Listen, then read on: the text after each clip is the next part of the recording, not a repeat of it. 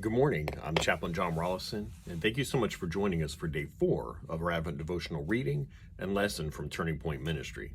Today's reading begins with a passage from the Gospel of John, chapter 10, verses 11 through 15. And in this passage, Jesus says, "I am the good shepherd, and the good shepherd lays down his life for the sheep. He who is a hired hand and not a shepherd, who does not own the sheep, sees the wolf coming, and will leave the sheep and flee, and the wolf will snatch them up and scatter them. He flees because he is a hired hand and cares nothing for the sheep. I am the good shepherd.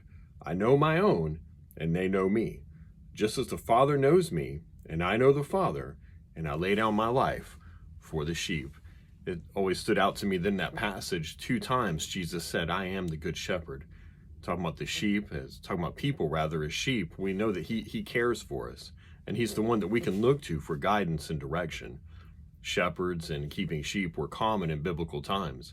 And so this was a metaphor that everyone that Jesus was originally talking to would understand.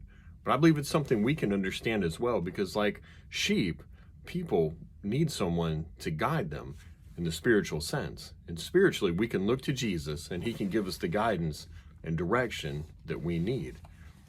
One of the most powerful statements that Jesus made during his ministry was in the Gospel of Matthew, chapter 9, verse 36, where Jesus said, or where we read rather, when he saw the crowds, talking about Jesus, when Jesus saw the crowds, he had compassion for them because they were harassed and helpless like sheep without a shepherd. Without Jesus, we're helpless as well. And I pray that we would all remember to look to him for the guidance and direction that we need, knowing that he'll freely give it if we simply ask him and put our trust in him. I pray that you know him today. And until tomorrow, I'm Chaplain John Rollison.